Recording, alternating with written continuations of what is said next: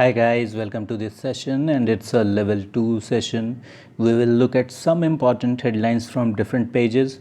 We will discuss the entire headlines of the editorial page and the business page, and we will read an entire article from the editorial page. So this is what we are going to do in this video, and जो लोग भी अभी beginners हैं उनके लिए ये video थोड़ा heavy हो जाएगा. So before I start with the headlines, let me show you what has appeared on the first page. It's an ad of Rolex. Rolex is a legendary watch company. Okay, it's a legendary brand. Rolex की घड़ियाँ आप देख लिए, आप कैसा add है ये आपने ज़रूर देखा होगा अपने न्यूज़पेपर में. आपने ये नहीं पढ़ा होगा जो अभी हम लोग जाके पढ़ेंगे कि रोलेक्स ने अपने उसके बारे में लिखा क्या है, अपनी घड़ी के बारे में, अपने लेगेसी के बारे में, अपने हिस्ट्री के बारे में, घड़ियों की मेकिंग के बारे में. ठीक है ना. तो देखते हैं कि इसने क्या लिखा है. तो ये जो ब्रांड है, कौन सा ब्रांड है? The GMT master 2. और GMT आपको पता है Greenwich mean time. Introduced in 1955. कब इंट्रोड्यूस किया गया था ये ब्रांड? 1955 में. At the dawn of the jet age. Look at this line, at the dawn of the jet age. ये जो जेट इंजन्स का एज आया, पहले जेट इंजन्स नहीं हुआ करते थे. जब जेट इंजन्स का एज आया तो जेट इंजन्स का एज आ रहा था, उसका डॉन हो रहा था, उसका उदय हो रहा था, और उसी समय GMT इंट्रोड्यूस हुआ था. The original GMT master was used by transatlantic pilots. वैसे पायलट्स जो अटलांटिक ओशन को क्रॉस करते थे. ओके, जब भी आप क्रॉस करते हैं तभी उसको हम लोग लिखते हैं ट्रांस. ओके, तो वैसे पायलट्स जो अटलांटिक ओशन क्रॉस करते थे वो टाइम जोन क्रॉस कर जाते थे एज एन. और ये किस रूप में काम आया देख लो. पहले फिर से मैं ये सेंटेंस पढ़ देता हूँ. Introduced in 1955 at the dawn of the jet age, the original GMT master was used by transatlantic pilots as an on-board navigational aid. As मतलब किस रूप में, और एक ऑन बोर्ड मतलब उनके प्लेन में ही, जब वो प्लेन को बोर्ड किए हुए हैं, फ्लाई कर रहे हैं, तो ऑन बोर्ड एक नेविगेशनल एड के रूप में, मतलब रास्ता दिखाने वाला, टाइम दिखाने वाला, गाइड करने वाला एड के रूप में, हेल्प के रूप में. A 24 hour hand. कितने घंटे का हैंड था इसका? 24 आवर का. And rotatable bezel allow it to display 2 time zones simultaneously. कहता है 24 घंटे का इसका हैंड है. आम घड़ियों में कितना होता है? 12 आवर्स का. तो 24 घंटे का हैंड और रोटेटेबल बेजल इसको क्या अलाउ करते हैं? 2 टाइम जोन्स को एक ही साथ साइमल्टेनियसली डिस्प्ले करने के लिए अलाउ करते हैं, मतलब डिस्प्ले कराते हैं इससे. तो कौन कौन सी 2 इंपॉर्टेंट चीज़ें हुई? एक तो इसका 24 आवर हैंड, और दूसरा बोलता है रोटेटेबल बेजल. बेजल कोई ऐसा चीज़ बोल रहा है जिसको रोटेट किया जा सके. तो अगर आप इसका मतलब नहीं भी समझ पाए तो आपको इतना याद रखना चाहिए कि घड़ियों पे कुछ रोटेट करने वाली चीज़ थी. ओके, और अभी देखते हैं उसके बारे में क्या लिखा है. Today it's high technology 2 colour Cerachrom bezel continues the aesthetics of the original model. Original model का जो एस्थेटिक्स था, मतलब कि जो लुक्स थे, जो उसका अपील था, वो आज के डेट में ये बेजल कंटिन्यू करता है उसको. और ये देखो हैशटैग क्या दिया? परपेचुअल, मतलब कंटिन्यूअस. आपको मैंने ये वर्ड बताया है. तो इस तरीके से आप इन चीज़ों को भी पढ़िए, जानिए डिफरेंट ब्रांड्स के बारे में, दुनिया के बारे में, और एक दिन नौकरी लेके ख़रीद भी लो रोलेक्स. वैसे रोलेक्स ख़रीदना एम नहीं होना चाहिए ज़िंदगी का. अब मैं आपको दिखा देता हूँ कि ये बेजल क्या था.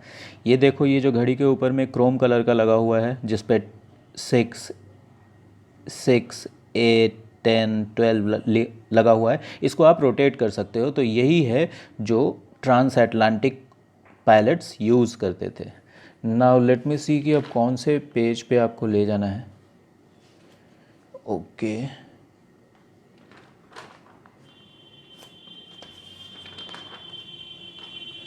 so we will move to page number 7. yes, a direct jump to page number 7. Page number 7 पे आप ये देखो, ये हेडलाइन, शैम्पेन दारू वाला. दारू वाला से समझ गए, अल्कोहल से रिलेटेड हो गया दारू वाला. और दारू वाला एक टाइटल है पारसीज़ का. किसका? पारसी कम्युनिटी जो है उसमें आपको ऐसा टाइटल मिलेगा। कैसा टाइटल? दारू वाला, बाल्टी वाला, स्क्रू वाला, तो बाटली वाला। तो ये जिस चीज़ का बिजनेस करते थे वही वाला कहलाए। और इंडिया के एक बहुत ही फेमस एस्ट्रोलॉजर जो अब नहीं रहे, बहुत ही फेमस एस्ट्रोलॉजर, उनका नाम था बेजान दारूवाला। क्या? बेजान दारूवाला। अभी भी आप उनकी किताबें देख सकते हैं, कहीं कहीं पे रेलवे स्टेशन पे बिकता दिखेगा आपको। तो ही इज़ ए पारसी। और क्या लिखा गया है? शैम्पेन दारू वाला। अब काफ़ी इंटरेस्टिंग टाइटल बन जाता है। एक शैम्पेन एक तरह का अल्कोहल, एक अल्कोहलिक वाइन है, और दारू वाला ये भी अल्कोहल से रिलेटेड है। अब देखते हैं कि क्या कह रहा है।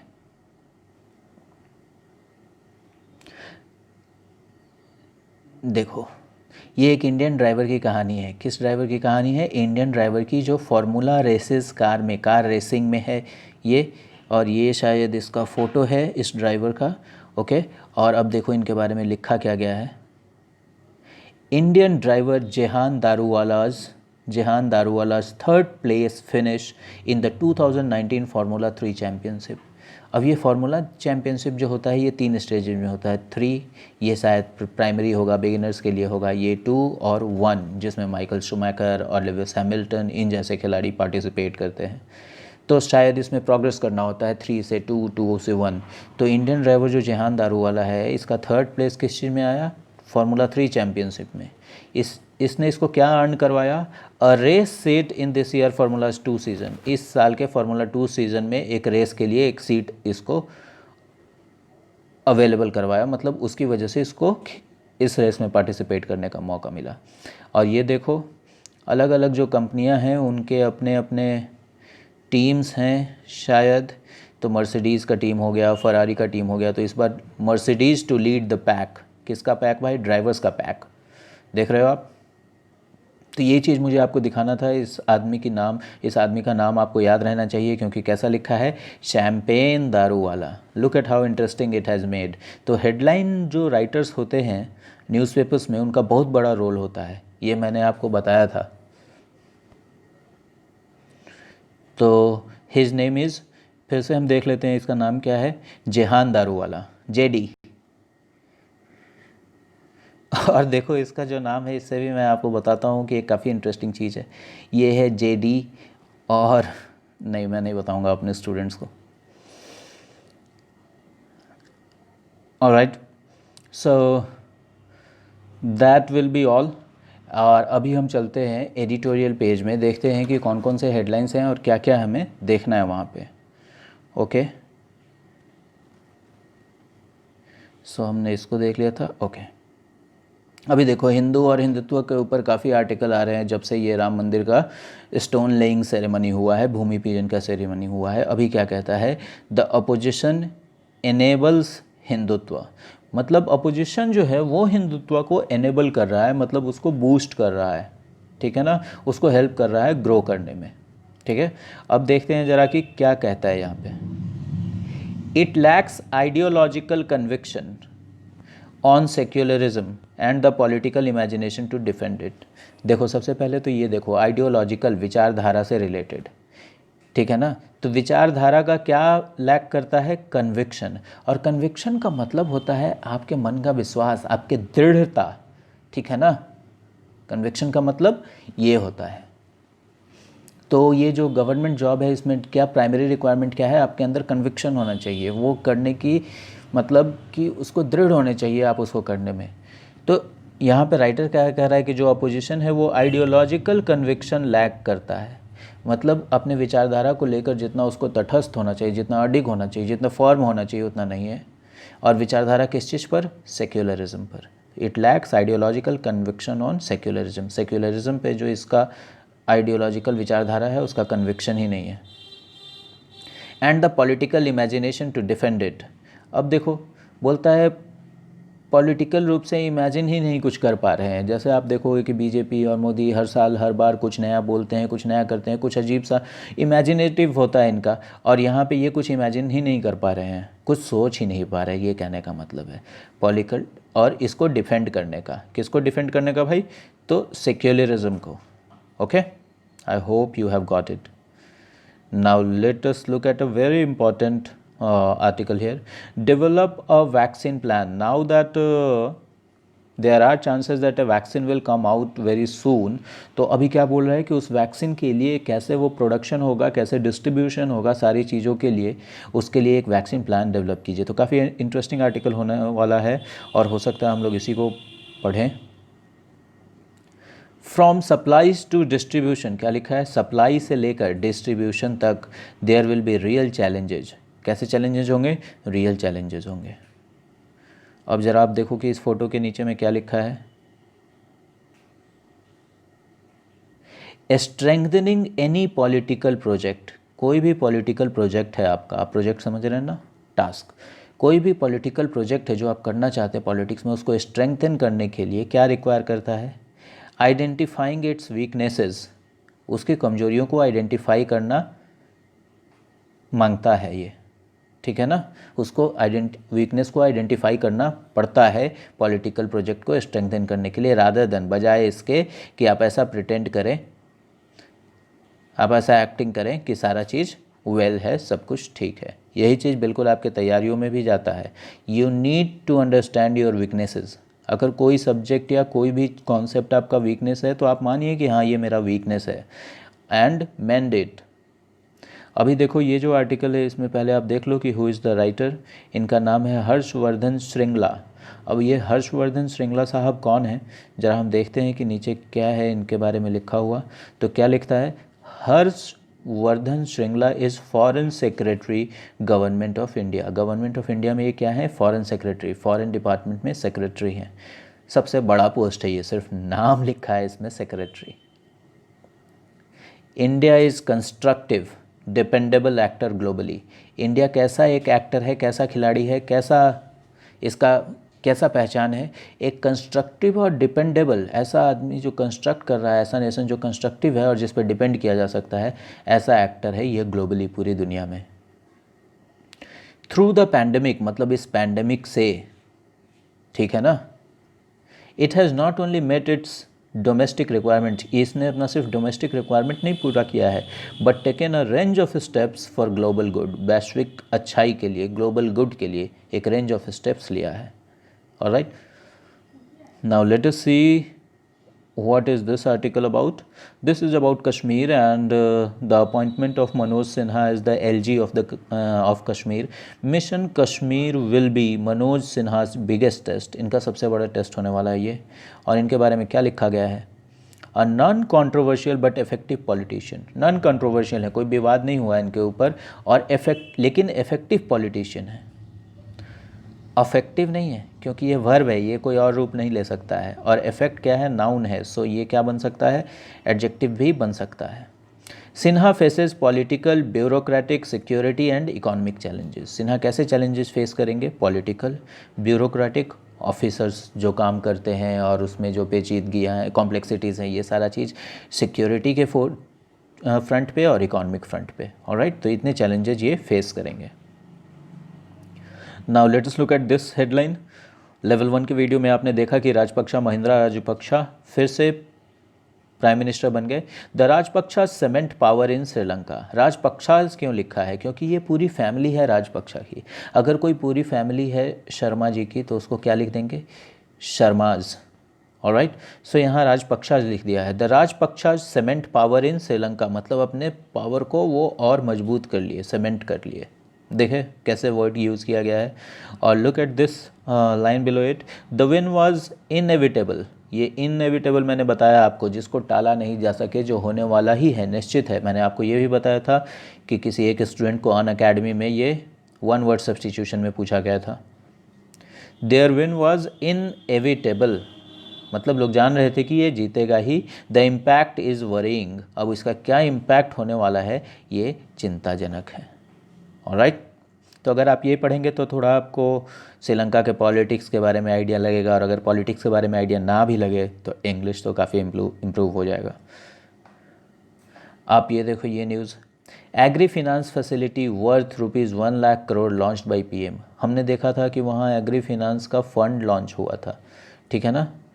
फैसिलिटी को ही क्या लिख दिए थे हम, फंड. तो आप देखो फंड को भी फैसिलिटी लिख दिया गया है। तो एग्री फिनांस फैसिलिटी कितने लाख करोड़ का, 1 लाख करोड़ का लॉन्च किया गया है। अब इसके बारे में क्या कहा गया है ज़रा ये देखो, बोला गया है infrastructure fund loans will sponsor the creation of post harvest facilities in villages. Loans कैसे चीज़ को स्पॉन्सर करेंगे, मतलब कैसे चीज़ में अपना पैसा लगाएंगे। जो स्पॉन्सर करते हैं वो क्या करते हैं, पैसा लगाते हैं आप पे। The creation of post harvest facilities, फिर यहाँ फैसिलिटी का इस्तेमाल हुआ है। हार्वेस्ट के बाद जो फैसिलिटीज़ रिक्वायर्ड होती हैं फार्मर्स को, वैसी फैसिलिटीज़ को ये बूस्ट करेगा, ऐसे फैसिलिटीज़ को क्रिएट करेगा। अब ज़रा मैं नीचे तुम्हें एक लाइन पढ़ाता हूँ तो शायद तुम्हें अंदाज़ा हो जाएगा कि किस चीज़ की बात हो रही है यहाँ पे। Prime minister Narendra Modi said the fund will help to create better storage facilities and modern cold storage chains in villages. तो ये दोनों पोस्ट हार्वेस्ट फैसिलिटी है, ठीक है ना। तो देखो दो फैसिलिटीज़ के बारे में यहाँ पे बात किया गया। Many employment opportunities will also be created in villages. बहुत सारे एम्प्लॉयमेंट की अपॉर्चुनिटीज़ भी इससे खुलेंगे। कंस्ट्रक्शन वर्कर्स काम करेंगे, उस फैसिलिटी को बनाएंगे, उस फैसिलिटी को चलाने वाला होना चाहिए वहाँ, लेबरर्स, मैनेजर्स। तो इस तरीके से एम्प्लॉयमेंट भी जनरेट होगा और हार्वेस्ट के बाद फार्मर्स को ज़्यादा प्रॉब्लम भी नहीं होगा। अभी देखो एक और यूज़ मैं बताता हूँ आपको बाई का, जो मैं पिछले 3-4 दिनों से आपको बता रहा हूँ। ONGC स्लैशेस डेप्ट, ONGC ने अपने डेप्ट को कम किया, कितना, बाई 35%, मतलब 35% कम किया तो बाई 35%। इंक्रीज कोई चीज़ होता है और डिक्रीज कोई चीज़ होता है तो वहाँ पे बाई लगाते हैं, ओके। टू 13,949 करोड़, मतलब 35% तो कम किया और वहाँ से घट के कितना आ गया, 13,000 करोड़ पे। तो सोचो कि कितना होगा। आप ये कैलकुलेशन कर सकते हो कि अगर 35% लेस करने पे 13,000 हुआ तो 100% कितना होगा। अभी देखो क्या लिखा है, discoms loans worth 68,000 crore cleared. अब ये डिस्कॉम कौन है, मैंने आपको बताया था, डिस्ट्रीब्यूशन कंपनीज।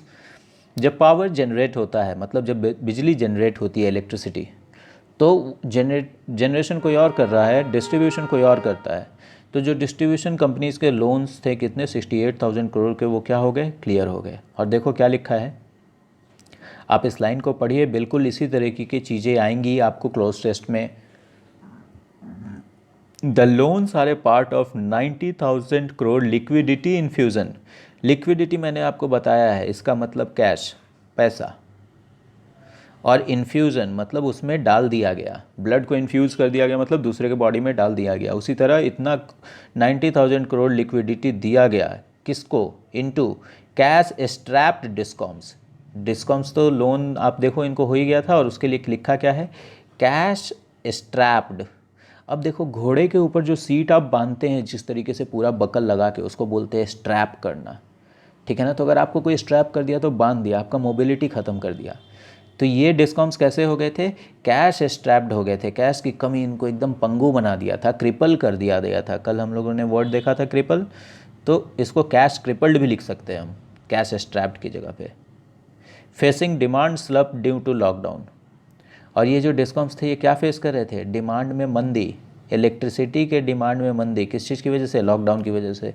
अब आप तो लॉकडाउन में घर में बिजली लगा रहे हैं, लेकिन जिसकी फैक्ट्री बंद है वो क्यों बिजली लेगा। So that is it. अभी यहाँ पे देखो, सऊदी अरामकोज प्रॉफिट प्लंजेस 73%। कोई कंपनी है सऊदी अरेबिया की, अरामको जो भी नाम है इसका, और ये बहुत बड़ी ऑयल जायंट है। क्या है, ऑयल जायंट, बहुत बड़ी ऑयल की कंपनी है सऊदी अरेबिया की। तो इसकी जो प्रॉफिट है, इसका जो प्रॉफिट है ये कितना प्लंज कर गया, 73%। आप समझ गए ना प्लंज करने का मतलब। ऑलराइट, अभी हम और देखते हैं। Macro data earnings to guide markets ahead. Markets को आगे कौन गाइड करेगा, मैक्रो डेटा और अर्निंग्स मतलब कि कमाई। अब मैक्रो डेटा क्या हुआ, आपने ये वर्ड सुन लिया मैक्रो, इसी का उल्टा होता है माइक्रो, ठीक है ना। अब देखो दोनों तरह का डेटा मैं बता देता हूँ। मैक्रो डेटा, पटना में कितने बच्चे गवर्नमेंट जॉब का प्रिपरेशन कर रहे हैं, ये एक डेटा हो गया। दूसरा डेटा, उसमें से एसएससी के कितने लोग प्रिपरेशन कर रहे हैं, दूसरा डेटा हो गया। और बैंक के कितने लोग प्रिपरेशन कर रहे हैं, ये तीसरा डेटा हो गया। ये बड़ा बड़ा डेटा है और एक जनरल डेटा है, तो ये मैक्रो डेटा हो गया। अगर माइक्रो डेटा बोला जाए तो क्या हो जाएगा कि इस कोचिंग में, हाँ बताता हूँ। एक कोचिंग में अगर 100 स्टूडेंट्स हैं तो इन हंड्रेड्स में से हर स्टूडेंट किस चीज़ का तैयारी कर रहा है, किस चीज़ को देख रहा है, ये सब जो छोटे छोटे डेटा हो गए एकदम, इस तरीके के डेटा को माइक्रो डेटा बोला गया। Alright, so I don't think कि अब इसमें, हाँ एक चीज़ और मैं दिखाना चाहता हूँ आपको। होंडा कंपनी आप जानते हैं, ऑटोमोबाइल की बहुत बड़ी कंपनी है। हीरो के साथ पहले इसका कोलैबोरेशन था, हीरो होंडा। अभी होंडा के बारे में क्या लिखा है कि Honda pins hope on festive season for sales to rebound. Honda pins hope का मतलब होंडा अपनी उम्मीद गड़ाए बैठा है, उम्मीद टिकाए बैठा है, समझ गए ना, पिन्स। तो यहाँ पे पिन जो है वो वर्ब के रूप में काम हो रहा है। तो होंडा उम्मीद टिकाए बैठी है किस चीज़ पे, ये जो फेस्टिव सीजन आने वाला है। फेस्टिवल सीजन नहीं लिखा है, फेस्टिव सीजन। वो सीजन का मूड कैसा रहेगा, फेस्टिव रहेगा। फॉर सेल्स टू रीबाउंड, तो ये क्या चीज़ हो गया आपका, एडजेक्टिव हो गया। और फेस्टिवल क्या हो जाएगा, नाउन हो जाएगा। ओके, तो फेस्टिव सीजन पे ये अपनी नज़र टिकाए बैठी है किस चीज़ के लिए, कि सेल्स इसका फिर से बढ़ जाएगा, उछल जाएगा, रिबाउंड हो जाएगा। सब लोग दिवाली वगैरह आएगा तो कार वार खरीदेंगे। Alright, let me look at the time. So it's already 20 minute guys. आज हम लोग ये कोई आर्टिकल नहीं करते हैं, बट आई होप कि ये हेडलाइंस वाला सेक्शन भी आपके लिए यूज़फुल होगा। Give it a thumbs up, post your comments, keep enjoying the day.